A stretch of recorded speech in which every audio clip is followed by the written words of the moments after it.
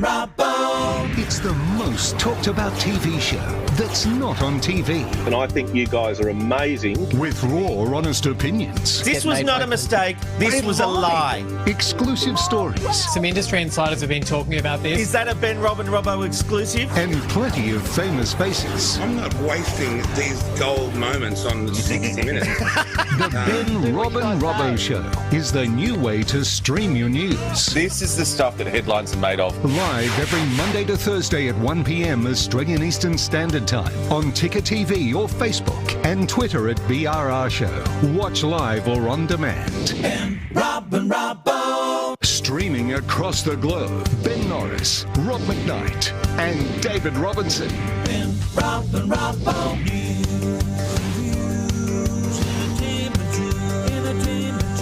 It's the Ben, Rob and Robbo. Ben, Rob and Robbo. Ben, Rob and Robbo Show. Welcome to the Ben, Rob and Robbo Show. Here's Rob McKnight. Hello there and welcome to Tipsy Thursday. I am on the red wine as we get ready for another edition of the Ben, Rob and Robbo Show. And it's going to be a big day as we try to gear up and see what's happening in the world of news as we bring you our views. Joining me as always is David Robinson and Benjamin Norris. Hello boys. Ben, what are you drinking today? I forgot to drink. That's not... Well, hang on. Stop the presses. Stop the presses. We have breaking news. Benjamin Norris forgot to drink. Robbo, this is unprecedented. We're going into... I'm joking. Well, I think we need to go into breaking, rolling coverage of this. Can we get Ben Norris a drink? Ben's partner, if you're listening, get the man a drink. Get it for him now. I don't know if he will do that. I mean... he said to me before I was running past with my coffee, he was like, I'm about to do a conference. You don't need to. Oh, why am I telling you this boring story? He's doing a conference call. Well, I had a tea right before the show and now I'm on the red wine and I'm having my first drink for the day. So happy Tipsy Thursday, everyone. Is it just me by myself today, Robbo, or have you got your drink in your Ghostbusters cup? We all know. No, Rob, I've got a slight concern. Yeah. I've got a slight concern for you. Are you picking me up from the airport later today? Are you drinking? Hey, I knew he was watching. He was not on a conference call. Ben, I am picking you up from the airport later today. I'm having one drink. I think I'll be all right. You know. Okay. You know. I think that'll be all right. I just really was am only concerned for having your one. well-being. Yeah. No, I'm only having one, so fear not, my friend. Okay. Yes, we are gearing up for next week's live broadcast from Brisbane and the Gold Coast, so I hope you can join us. More details on that later. In the meantime, let's get into our hot button issues. Because the federal government's controversial cashless debit card system will not become permanent anywhere in the country for at least another 2 years. 80% of a recipient's welfare payment is kept on the card and cannot be used to buy alcohol or gambling products. It failed to win support from the Green, Labor and other senators, including independent Rex Patrick. Here's some of what he had to say about the bill. One of the major problems with the card is that the government failed to gather empirical data, definitive data that shows that prior to the card there was X amount of crime, X amount of domestic violence, X amount of admissions in relation to drug or alcohol problems, and then after the trial there was Y amount. The government simply failed to do that. I note that the Minister announced a longitudinal trial. Unfortunately, 2 years ago they undertook to do proper analysis, and that simply didn't appear. Other critics have gone as far to say the program is racist. The trial will continue in 4 areas around the country for a further 18 months. Ben, the vast majority of people on the cards are Indigenous. Do you think this is a racist program, and was it right to be defeated? Look, I think that people doing the wrong thing has nothing to do with race. I think that people right across the board will do the wrong thing, and I think that it's always terrible to discriminate against people. But I will say that I was once on government assistance, and this is, when was that?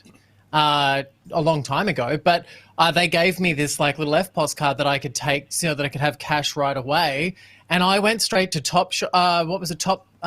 jeans shop. I can't remember the name of it now. Just Jeans? And no, I'm not that old. That was when you were on. That's when you were on unemployment benefits. No. Just Jeans is still a thing. Anyway, I went and bought a pair of jeans with them. I'm a terrible person, and I should never have done that. So I'm just going to say that stupid people, it's not discriminated by race. Robert, we saw some comments by Pauline Hanson where she said, if you're on welfare, you lose your rights. I don't agree with that. And I actually don't agree with people being dictated on how they can spend their money, whether it's for welfare or for that you bring in yourself. I think it's arrogant and elitist to tell people that they can't gamble, so they can't do the things that other people enjoy. We're going to tell you how you can spend your money. Well, you know what? People gamble and people drink to get through their lives sometimes. People sometimes aren't happy, and it's just meanness to me. Like that people who are paying their tax dollars, or these politicians say, you can have this money, but only if you spend it the way we determine. You know what? I just think there's no place for it. Yeah, I agree with pretty much everything that you've said there, because it is unfair. You should be able to choose what you want to do with your money. On the other side of that, though, if you're on welfare, you're receiving payments, you're not working, but we don't know the reasons why people aren't working, do we? Correct. Like, not everyone on welfare is a dole bludger, but unfortunately, because of the way that the government handles them, the appalling amount of money that they're paid, it just seems to be a brand that sticks, and no one wants to get rid of that. What I would like to see is more support in those areas. So they've chosen these particular areas around the country because of allegedly high drinking or domestic violence and things like that. As we heard from the senator there, they didn't have any evidence really to back up that kind of thought, and they didn't present it. Why you wouldn't present the very basis evidence of the bill that you're trying to put through Parliament, and you didn't do that, I don't understand that. But I'd like to see more resources there. That's what we need. Don't let people make their own minds up. Let them be humans, because already welfare people, I think, a lot of the time think that they are below everyone, and they're not. They're people. They fall on hard times. Just support them more. Don't make them feel any worse for where they are in life. Yeah, absolutely. Look, I was on Austudy when I was younger, and you see what's going on, Ben. That look at the conversation that's happening at the moment with, the government is talking about cutting pay, employers having the right to talk to their employees about cutting their pay during this pandemic and while they're getting on top of everything.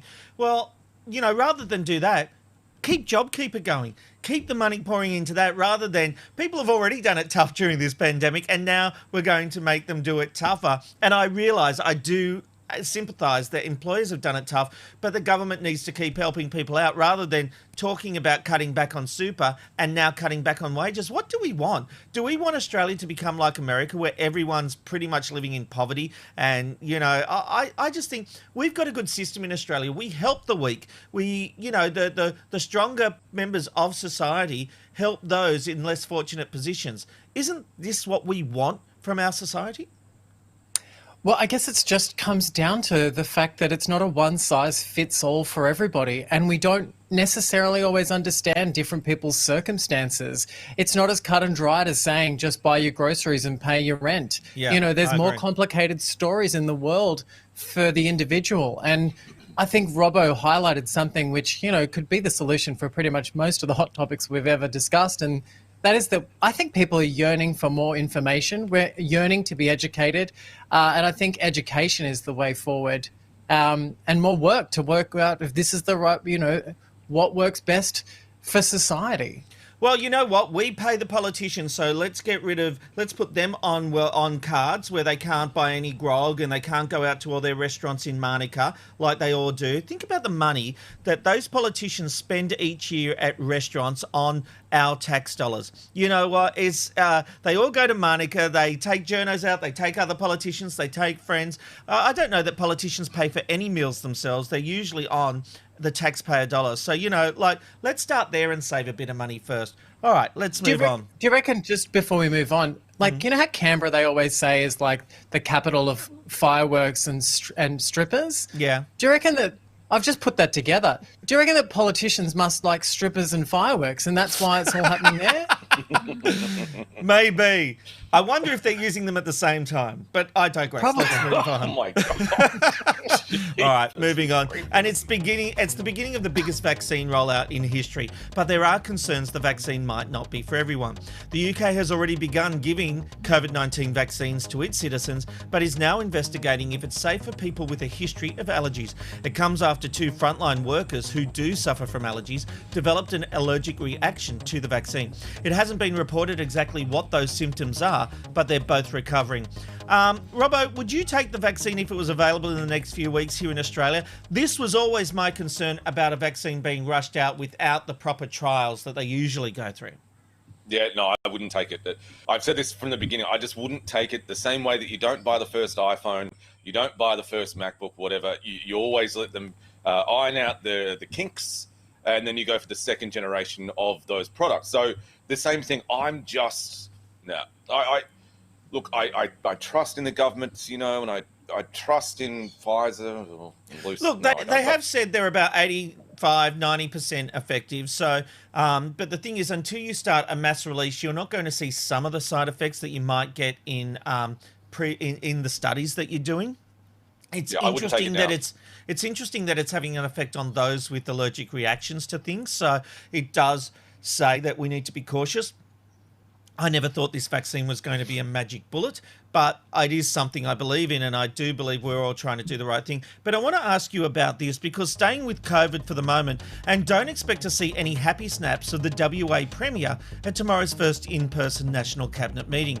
Mike McGowan will still attend, albeit via video link. That is, despite every other Premier and Chief Minister flying into Canberra. The reason? He doesn't want to be in the same room as South Australia's Premier, Stephen Marshall, because he might have coronavirus.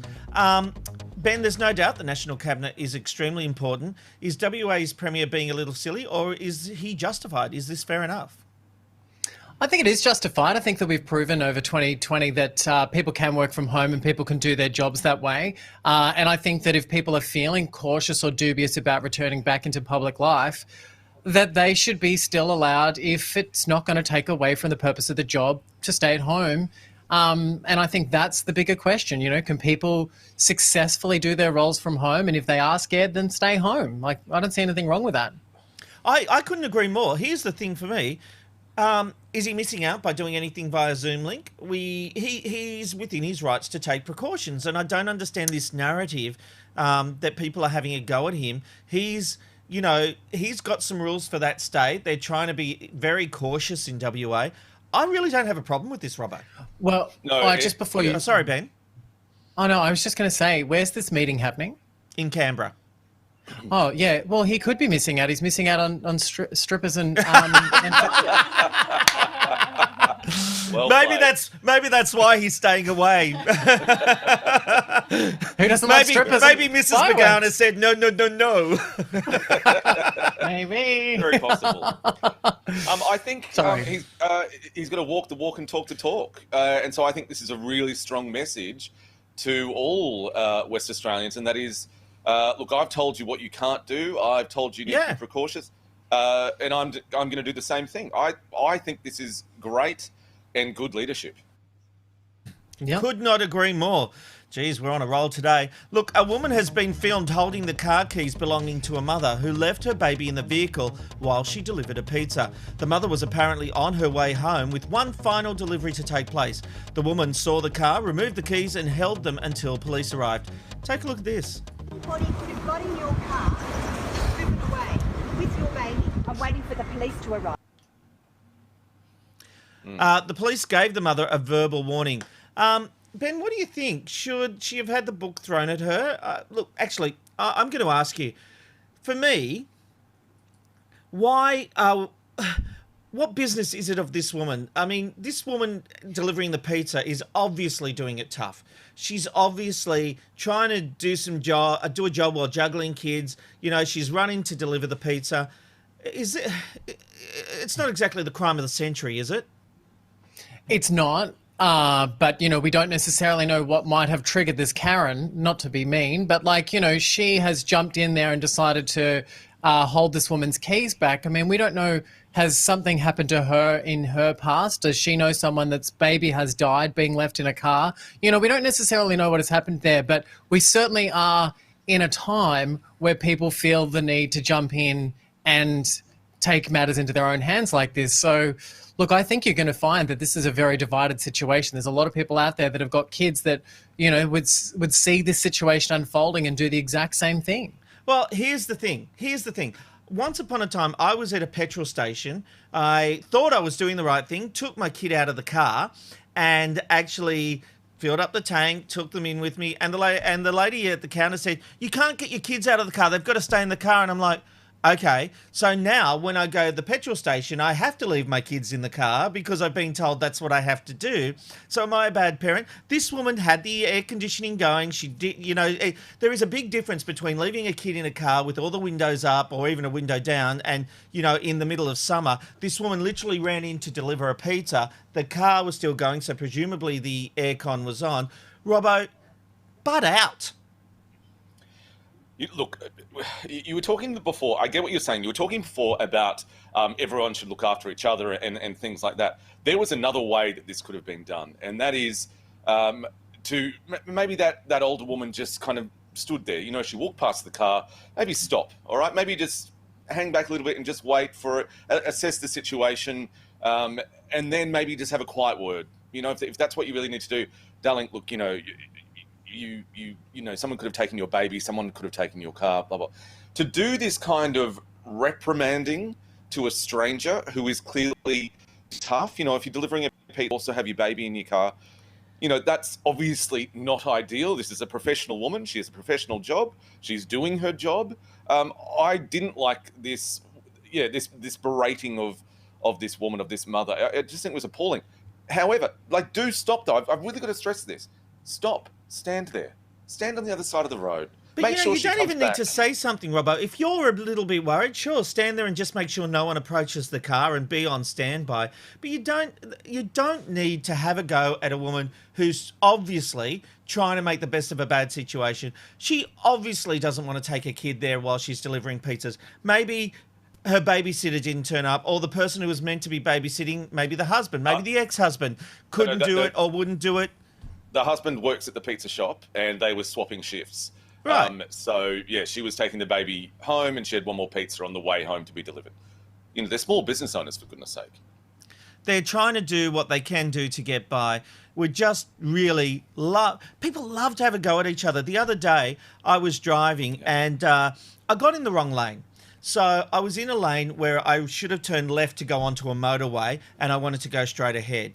And so I went, okay, what do I do here? And I thought, if I end up on the motorway, it's going to be another 20 minutes. And I knew it wasn't dangerous or anything. So what I did is I moved across with the car.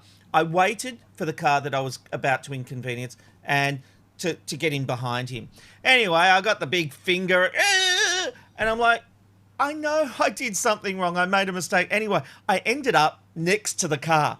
And I thought, I'm going to say something here. And I wound down my window and I said, mate, wasn't it obvious I made a mistake? I wasn't trying to get ahead. I made a mistake and I was trying to do it safely. And you can say I should have gone on the motorway and I'll accept that.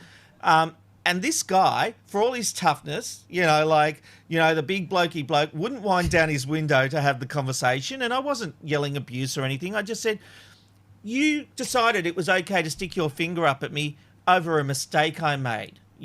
Where's the tolerance? And he's just looking at me like this. I think he was just genuinely shocked that I was having the conversation with him. He must have been intimidated by your raw masculinity. This tough guy. And absolutely. And I just said to him, mate, it's a decision you have to make, but maybe have a little tolerance for people who make genuine mistakes. That's all I said. And then what happened? And then he wound down his window a little bit as I talked, and then he just went up again. Then I just went, all right, we're not getting anywhere here. Anyway, there's always an adventure when you go on a driving trip with Rob, so watch out this afternoon, Ben. Riveting. I can't wait. If that's just the preview for being able to be taken for a spin on the GC, I can't even imagine. I try to share a bit of my life with you, Ben, and this is what I get. Well, imagine what it would be like if you picked me up from the Canberra airport and then we've got the fireworks and the strippers. Obviously, Amanda wouldn't be there. Anyway, just riveting. That's how we Riveting, met. McKnight. Amanda and I met in Canberra. Just saying. Well, there was fireworks and then there was 3 children, so, I don't know. All right. That laugh from Amanda was wrap it up. We know the laughs. We know what they mean. Can we keep this show going all afternoon? Because I'm fearful of what's going to happen when we stop. Okay, no, I've got to get on a plane, so let's just keep going. Great. I'm on my own. I may not be picking you up, Ben. I might be dead. Look, a mum who has posted their baby's manicure online has been slammed for the snap. The photo shared to Reddit shows the baby with the popular almond-shaped nails, but has been deemed as downright trashy and dangerous. Users have pointed out that the baby's nails should be kept short for their safety, and some have questioned whether this counts as child abuse or endangerment. I'm not a fan of this, Robbo, but child abuse? Come on! What was the style of nail that you said there? How did you pronounce? What did you say? An almond? Did you? Almond. It's almond. Almond, I said. Oh, Almond. There we go. A new type of nut. I don't eat nuts. I don't eat nuts. Look, this is gross. It makes me feel uncomfortable. When I first saw the picture, I was like, I don't want to it's look at disgusting. it. Like, it was actually one of those kind of pictures.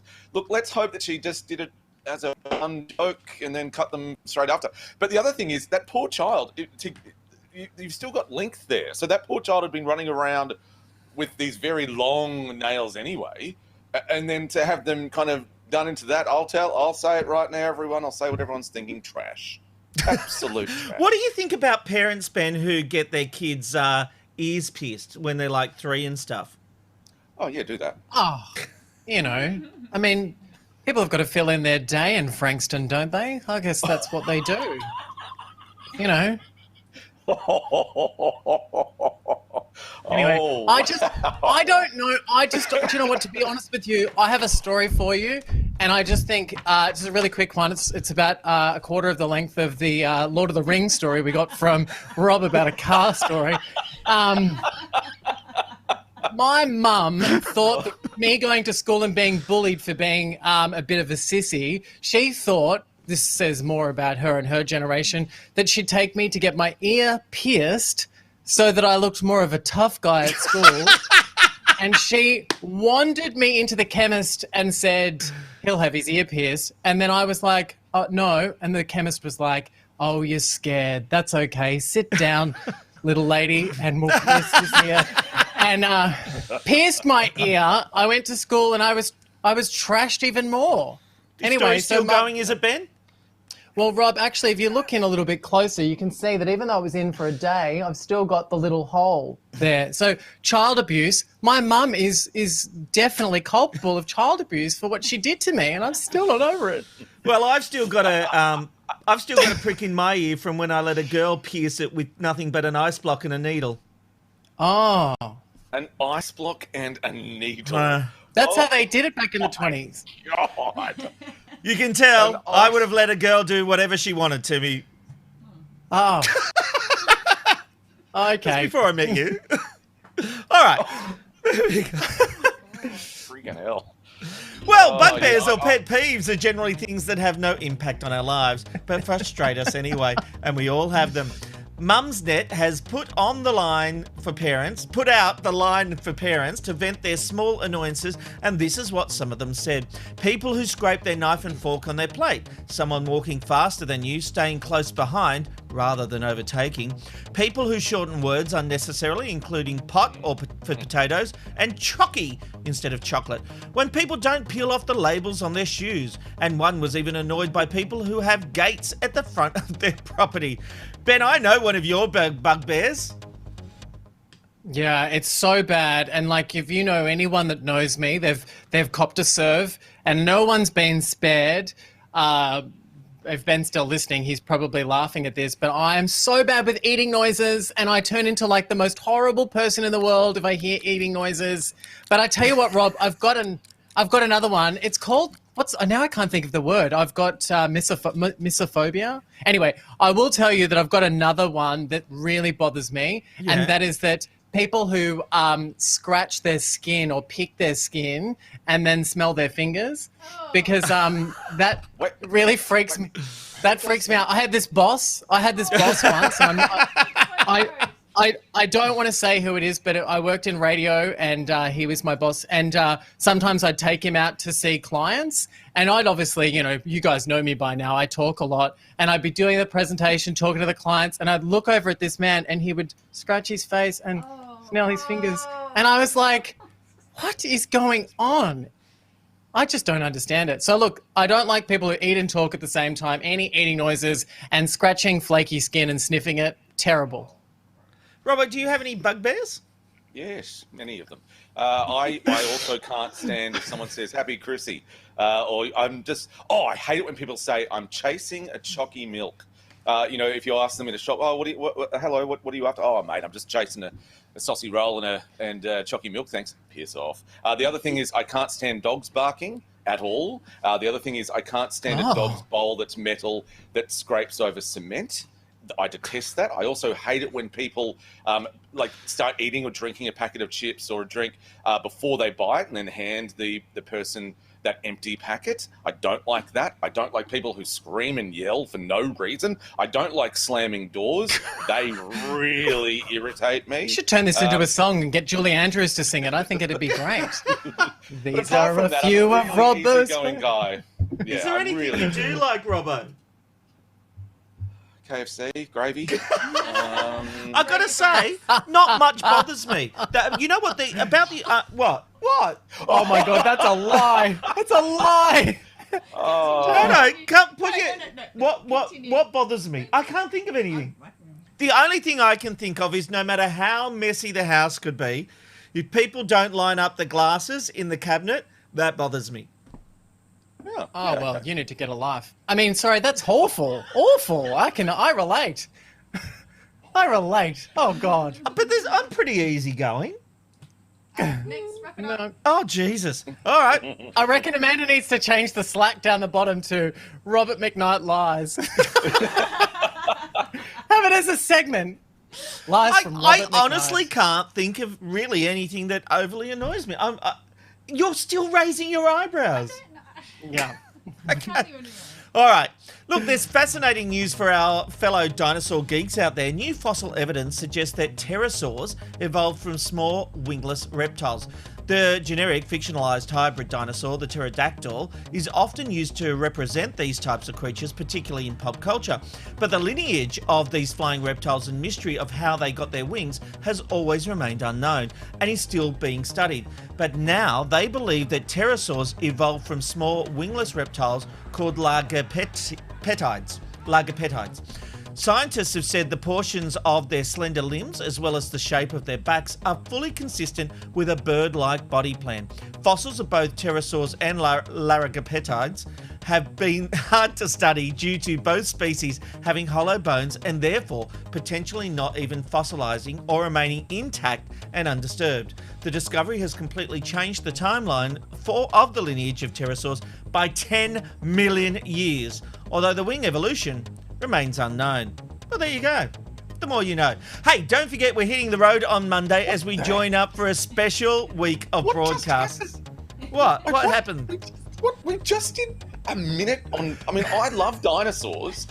I don't think that this show is like we're now reporting on like, what just happened? Well, it was labelled as a quick hit, and I'm reading it and going... I felt like I was running a marathon reading that. I need a drink. I'm all for it. I love it, but what? Even Ross Geller went like this to you. It was interesting, but yeah. I just read it. I just read what's on the auto cue. Thanks, Great. Good to know. And that's why I tried to keep going, Rob. If you'd like to join us live next week for Rob's storytelling, gather around and I'll tell you a story. You know what? After we're going to be taking the it's show funny on you the say that, road. Ben, because after each episode, I'm going to sit there with my pipe.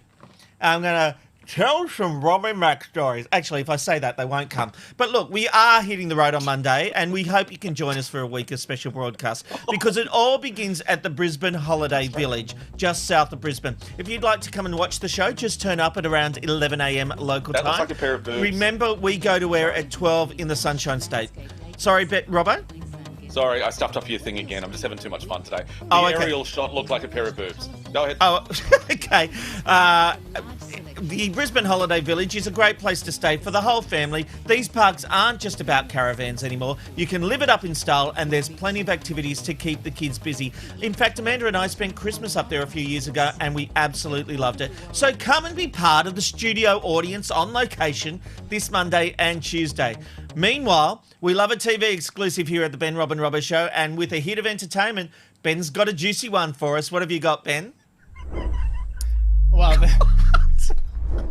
oh my gosh. Every single time we do a segue to entertainment, you have to say something ridiculous, and old mate over here has to cack himself. Can we get a close-up of Robbo's face? I just don't know what I said. What did I say that was Sorry. funny? No, sorry. No, we need to something know about now, him. Robbo. Oh, his big juicy one or something. I don't know. Oh, It's funny. We love a big juicy Well, one. well, Oh, I well. see what I Sorry, said. sorry. Ben, you've Now got I a feel big like juicy Amanda's, one. like, What have you stepping ahead got? of me. Unleash Sorry, it. Amanda. Well, we have some really huge news on the Big Brother Australia front, and I have to say that the production team at Endemol are doing a really good job at keeping all of the spoilers and reveals offline. Even before the show started filming, I was told producers had increased security to keep spoilers offline, which hasn't really stopped them from surfacing, to be honest. We did get this one from the Daily Mail Australia, which gave us an exclusive look at 3 housemates going in with Sonia Kruger.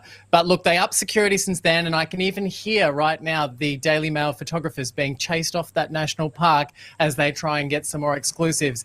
However, early reports are coming out that this next year's Big Brother is amazing. I've been told that the next Big Brother is like Big Brother on crack. I think that's a good way to describe it. The new series, which is going to wrap on the 21st of December, which will be screened on Channel 7 next year after Ultimate Tag. So we're going to have Holy Moly, then Ultimate Tag. That's Ultimate Tag that you can see right now. Apparently, it's absolutely phenomenal. But look, early reports are saying that BB 2021 will rival the best Big Brother the country has ever seen. I think Endemol have actually gone around and spied on different formats from all over the world, so expect to see even more improvements than last year. I mean, a lot of people are saying that it needed it, but look, there's going to be some great improvements. Expect more blindsides, strategy, and apparently a really fantastic cast. It's actually so promising that Channel 7 has reportedly penciled in not 1, but 2 series to be produced next year, which is quite amazing. A further Series 3 will have a civilian cast, which will be televised at the back end of next year. However, even more exciting is another series. This will be the 4th for Channel 7, which will be an all-stars format with only Channel 7 housemates being rebooted. So by that stage, they'll have 3 seasons of Big Brother in the can for 7, and they'll be able to go back and pick certain housemates, apparently favourites like Kieran, Marissa, Angela, and maybe even the winner will be put back into the house. But I can also confirm some really interesting information, and that is that the next series will see the return of intruders.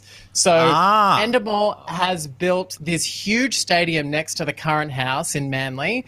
Think Gladiators. I've been told that the use of that stadium will play a big part with how the intruders are going to be put into the house. Sonia Kruger has also been out and about telling friends that next year's show is going to blow audiences' minds. So, guys, this is all a lot of information. What do you think? This is huge, Ben. So, what we've got is the house. They're being evicted from the house. So, Big Brother's not doing the eviction. Big Brother's being evicted. What we've got is 7 commissioning another 2 series. Although, as you say, let's be honest here.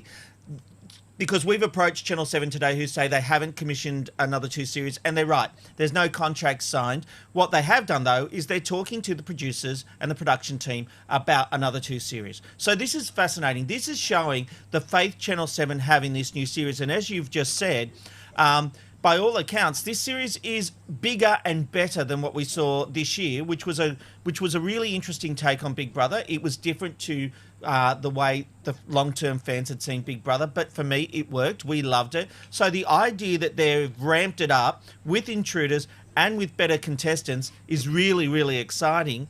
So the idea... And also, Rob, I have something that I also need to explain, and that is that it would appear that Big Brother is on the move again. So that Big Brother house that we had seen over that series that 7 rebooted Big Brother and will be used for the series that will be coming out late March next year, that may be the last time we see that house. Apparently there are rumours that the network is talking to maybe Dreamworld, or maybe going back to the idea of having the Big Brother house on Cockatoo Island. But it would seem that the national park that is being used for these current series of Big Brother is that contract is over, and they won't be renewing it. So it'll be interesting to see if Big Brother finds a new home somewhere. This is fascinating too. So there is a lot to digest, and I got a little bit mixed up. I think I preempted you. I'm sorry. But the simple fact is that the idea that they want more Big Brother, they're moving locations. Could it go back to Dreamworld? Oh my God! Benjamin Norris! I would love it to go back to Dreamworld, but I also would love the show to go back to Queensland, because there is a lot of crew that worked on the original Big Brother that are Queenslanders, and Big Brother created a lot of work for them. So, I mean, I'd love to see it go back to the home. Do I think that's going to happen? I don't think so. I think that it would seem more likely, and also talking about all those security upgrades and things like that, that Cockatoo Island could be a really good suggestion, because it's really hard to get out there, which would stop the Daily Mail from taking photos, and it would stop the general public from interfering with the production. So look, I'm going to lean more to them trying to find something like Cockatoo Island. Right. But as I said, I would love for it to be back at Dreamworld. And I just think nostalgia-wise, I think the fans that have followed this show all this way would love to see it back there as well. Well, Ben, it's fascinating. And of course, when it comes to Big Brother, no one has the inside scoop like you. You can find more information at tvblackbox.com.au. We have put some information up there based on Ben's reporting. So, Ben, thank you very much. In the meantime, more entertainment coming up, and Joe Casamento's movie's just around the corner. But first of all, Robbo, what happened on this day in history? Well, it was on this day in 1932, Rob, that the weirdest war that ever took place ended. Talking about the Great Emu War. Oh, okay. The large bird was causing havoc for local farmers, so the army was sent in to cull the population. And the winners, no, not humans. The emus claimed victory as the population continued to grow, and farmers again requested the military to come in and help them, and they were denied that. So that's brilliant. Also, it's a bird, gosh. It's a plane. No, it's a premiere. It was on this day in 1978 that Superman exploded onto the big screen. Starring Christopher Reeve and Gene Hackman, the movie was a massive hit, earning over $300 million at the box office. Look at him. Oh, my favourite superhero. And same with movies, it was on this day. The Lord of the Rings premiered in 2001. Oh my goodness, that was long ago. The first of 3 movies, the series went on to earn billions, and the third instalment, The Return of the King, went on to win the Best Picture Oscar. Love that film too. Robert, back to you, Dub. Thank you very much, Robbo. Well, it's time to talk movies with our favourite popcorn lover, Joe Casamento. And Joe, you've got a pair of Christmas balls there. I have a lovely set of Christmas balls just for you, Rob. Robbo, can you please pretend to enjoy that joke? Oh my God, this guy. What have I walked into? Okay. I think Robbo thinks I make, not so much double entendres, but single entendres. And people love those. People love those. Yesterday, people were writing in the comment section, this show is full of double entendres. And I'm like, I don't even understand what double entendres are. I mean, what does that even mean? Is that French? It is French. It basically means a double meaning. So when I just mentioned Jo's Christmas balls, she was holding up baubles, but you could be taken to mean a pair of balls. All right. Have we cleared all that up? The more you know. Dun, dun, dun. Okay, Jo, some very exciting news for old school Spider-Man fans. That's right, Rob. With Spider-Man 3 starring Tom Holland set for release next year, it appears some old faces may be coming back. And I am so excited about this. Andrew Garfield is locked in, who you would remember as Spider-Man. He starred as the Amazing Spider-Man 1 and 2 in 2012 and 2014. He'll be back, although Emma Stone, who was his love interest, is yet to be confirmed. But possibly most exciting, Tobey Maguire is said to be in talks. We'd remember Toby. He was the original. It's been 13 years since he hung up his Spidey suit. He was in the role in 2002. God, I can't believe it's been that long. Wow. He's not yet locked in, but talks are happening, and it's expected to go through, with Kirsten Dunst also returning as Mary Jane Watson. Tom Holland is, of course, the newest Spider-Man, and he'll front the film, which was originally scheduled to release in July next year, but it's now been pushed back to December 17th. And it's going to be really interesting. So Doctor Strange is going to merge, different time travel universes and all that. Okay, so these aren't cameos. They're actually playing Spider-Man, and they're playing their respective love interests. And it's like the Into the Spider-Verse, I guess, that they came from different parallel universes. That's right. The time portal that Doctor Strange seems to be able to spin up will give us all of them, and I can't wait. And funnily enough, I've actually just finished watching the original ones, and the kids love them. So it's going to be great to see the three of them on screen. Yeah, they were great. A lot of fun there. Yeah. And Jo, Christopher Nolan has turned on Warner Brothers, and I love Christopher Nolan, and his relationship with Warner Brothers, of course, involve those Batman films. What can you tell us? Oh, sadly, Ben, bad news for you. I think Warner Brothers and Christopher Nolan may be breaking up. Sad times, but basically the director mastermind behind, Tenet and Dunkirk and as you said, Batman, has hit back at Warner Brothers' recent announcement that they'll be putting their entire 17-picture 2021 slate of movies straight to streaming service HBO Max next year. Basically, Nolan feels the announcement is a complete insult. And for many producers, directors and stars, it really is. Most in the industry are completely outraged by the drastic move that Warner Brothers has made here. And they've done it, of course, to combat the COVID-19 disaster that has been the box office. But it really sees all of Hollywood in, it's not a good outcome for them in terms of, productivity, quality, pay, and just really retraining, I think, audiences to think they can sit on their sofa and get their content straight directly to them really will change, I think, the way audiences view the movies. And I think it's quite a dangerous move. Nolan said he feels the announcement is a complete insult.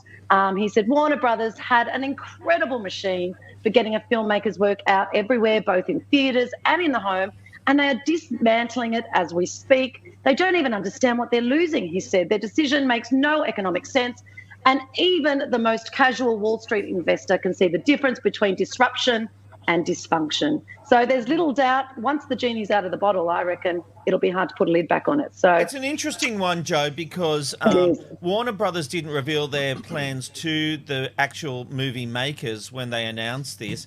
And not only is Nolan upset, half of Hollywood is incensed by this move. I actually think it's the future coming now. But they will be... Go on. I'm with you, Rob. I think it's a bit like, I lived through newspapers dying their death in print and magazines. And it is, unfortunately, COVID has brought it around a lot quicker than anyone would have expected. But I do think you're right. I think there's something here.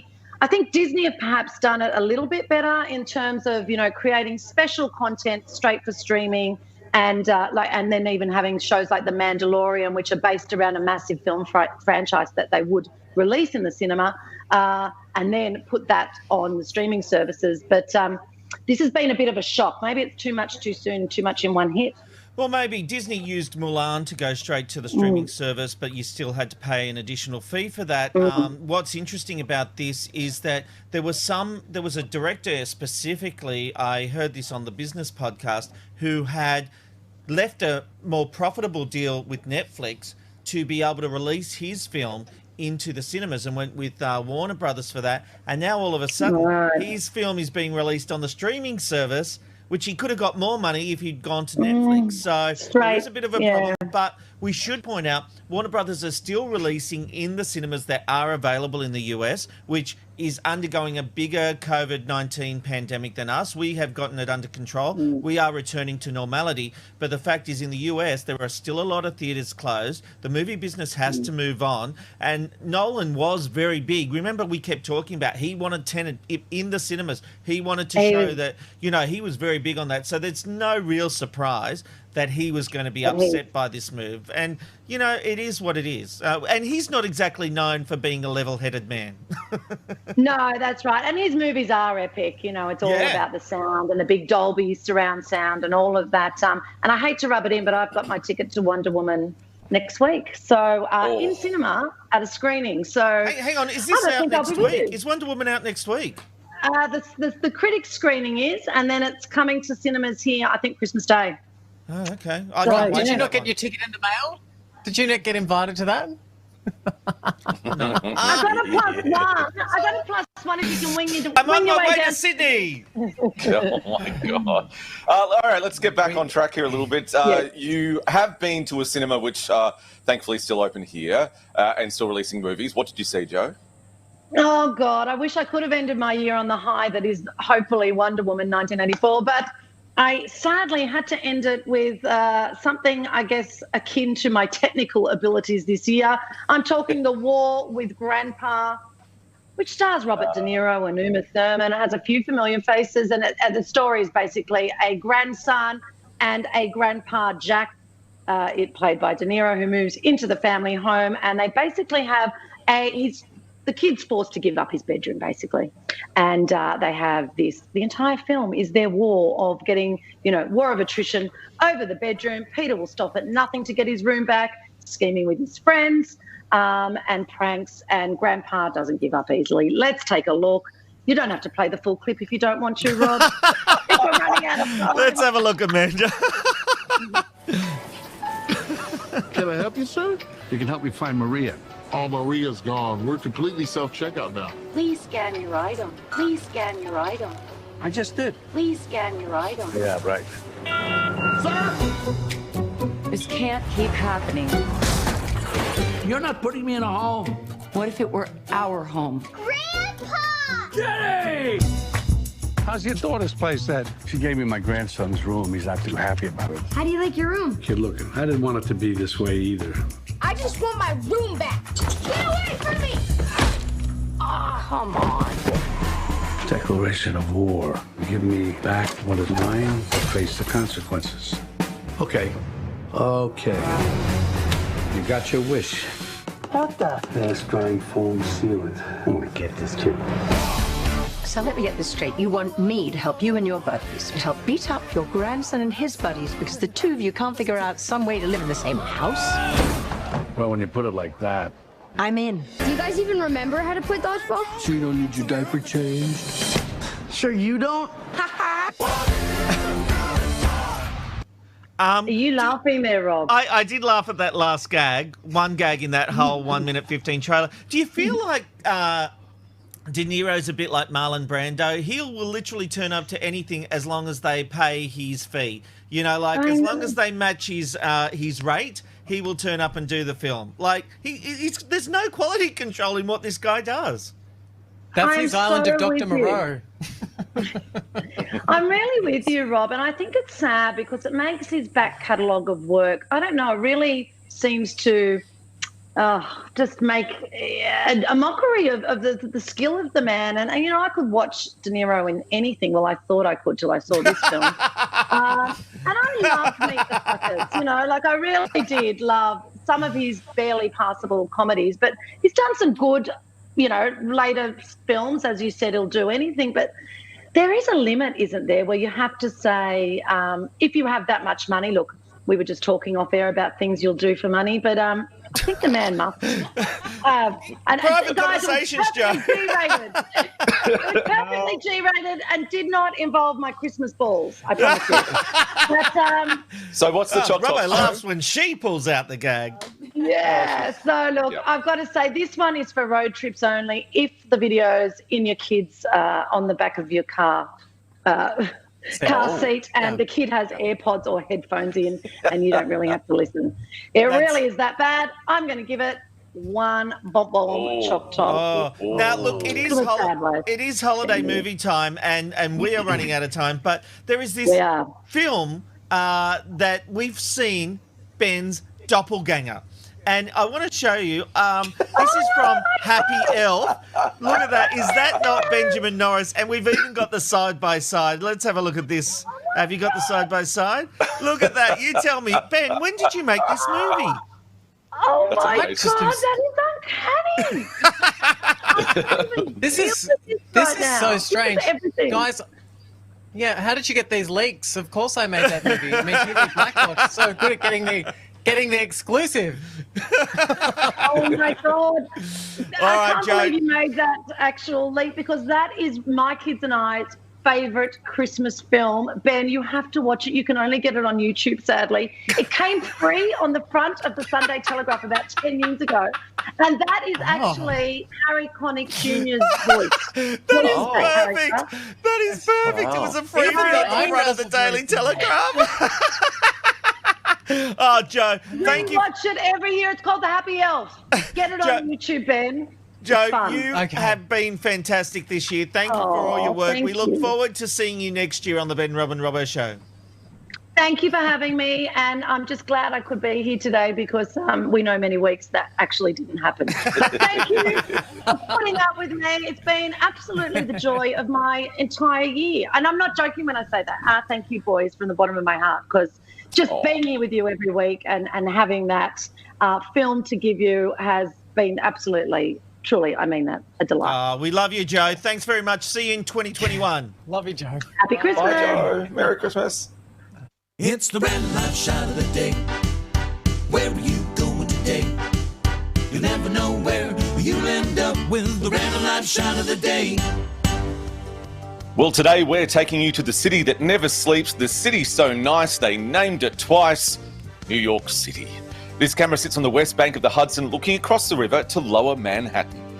It's going to be a partly cloudy day today with a top of just 3 degrees after a low of 2. Oh my goodness, that sounds like heaven. I love the cold weather. All right, let's get some feedback here on the Ben, Rob and Robbo Show. Always great to hear from you. Matthew says, have a drink for me. I'm stuck at work. Well, technically Rob's working too, but that doesn't stop him, so why should it stop you? Just have a drink. Andrew says, F. I love this show. Oh, good on you, Andrew. F, we love you too.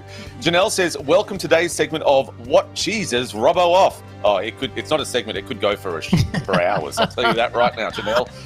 Next up, it's Travis. So wish I could be there next week. He's talking about our first ever outside broadcast on Brisbane, at Brisbane and on the Gold Coast. Claire says, Rob said, juicy. He sure did when he was throwing to our juicy Benjamin Norris. Benjamin Norris says, anyone else concerned with the amount of wine Rob is drinking? That's Ben's often right. That's it for our feedback for this week. Remember, you can share yours the show on Twitter, Facebook, Instagram. Just go to BRR Show. We'd love to hear from you. Robert, Ben probably does have a little point there, doesn't he? I'm still on 1 glass of wine. Oh, I've seen you re-pouring it.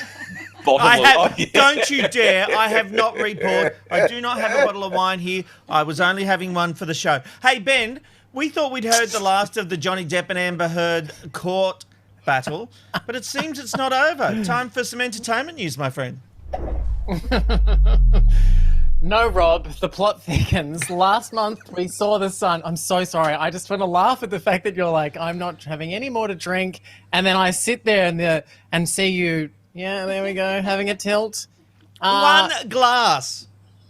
Do you know what I'm going to do? I'll take a breathalyzer, Your Honour. No, I'm going to Karen you, and I'm going to get you out of the car, and I'm going to drive your car where we need to go, and then I'll give you the keys back.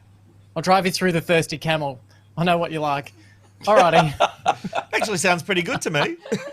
Yeah, it really does. It really does. So anyway, look, we're going to get back to talking about Johnny Depp. So look, the plot has thickened with this. Last month, we did see The Sun win their defamation case with Johnny Depp, where he had sued them for calling him a wife beater. We know that the truth is a defense in defamation, and the court ruled that there was enough evidence to say it was a factual statement. After the decision, Depp said, the surreal judgment of the court in the UK will not change my fight to tell the truth, and I confirm that I plan to appeal, and he has stuck to his word. It has been confirmed that he has filed an application with the UK Court of Appeal. Further details, I'm sure, are going to come out. Look, I'm going to say he doesn't have time to make movies. He's got more court appearance dates than he has usually got Pirates of the Caribbean movies coming out. Indeed. That is very true there, Ben. Now let's talk about the king of nighttime television, Larry King. He is being asked to cough up a lot of money for spousal support. I thought you were going to say cough up a lung. He's that old. Yeah, well, I'm still not sure that he's technically still alive, to be frank with you. Might be a marionette kind of issue. I think he was That's a Adam, cool thing wasn't to he? say to- In the Garden of Eden, he was Adam. But anyway. I was going to say, that's a cruel thing to say about one of your colleagues from primary school. That is the best one. Well done. Oh, that was Burned. fantastic. You've been burned. Okay. As my daughter would say, my 8-year-old daughter says, I'm savage. Yeah. Oh, wow. Anyway, it's move true, on. though. Yeah, okay. Well, look, I'm just going to quickly summarise this. Larry King, he was married to his wife for 22 years. It is now believed that he will need to pay her $20,000 as a lump sum and then an additional $33,000 a month set to take until next April. But apparently they're saying that it only covers about a third. She's come out saying that's only going to cover a third of her monthly expenses. Oh, Good give Lord. me a break. Oh, Stop my the God. Botox. Oh, my God. I mean, seriously, these young women hanging off these old men. Amanda, what have you got to say about that? I was about to say, although, $33K a month, that's less than what you spent. Oh, God. Hey, the only thing she could sue you for is vouchers at McDonald's for a couple of cheeseburgers with no meat and no Our cheese first in date it. was at McDonald's, actually. Hey, it's a true story. Hey, Ben, let's finish on a fun note because a New Zealand breakfast show has made a bit of an unfortunate blunder. Yeah, this is actually quite hilarious. For those who don't know, Fred and Rosemary West are two infamous serial killers, and Yes. someone sent a prank request to the show asking the host to wish them a happy wedding anniversary. Take a look.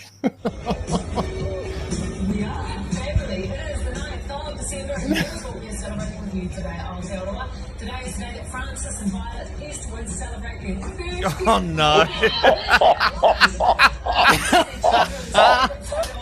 Oh my gosh. Two of the worst serial killers in UK's history. That's a photo and of the them. the jovial nature of them wishing that as well. I don't understand. Looking at that photo, I mean, you probably can't judge, but I mean, they look like serial killers without, even having the declaration. But I just want to also say a big shout out to Hannibal Lecter. He's celebrating his 80th birthday today. I think. Also, it's his wedding anniversary to Clarice Starling. So, congratulations. Hey, Ben, thank you for that. It's been a great week on the show, and we're really looking forward to wrapping up 2020 on location. Please come and join us at the Brisbane Holiday Park. We would love to see you there. It's going to be a big week and some big surprise guests. We'll see you next week on the Ben Robin Robbo Show. Goodbye, everybody. Bye. It's the Ben Robin Robbo, Ben Robin Robbo Show. Ben Robin Robbo Show.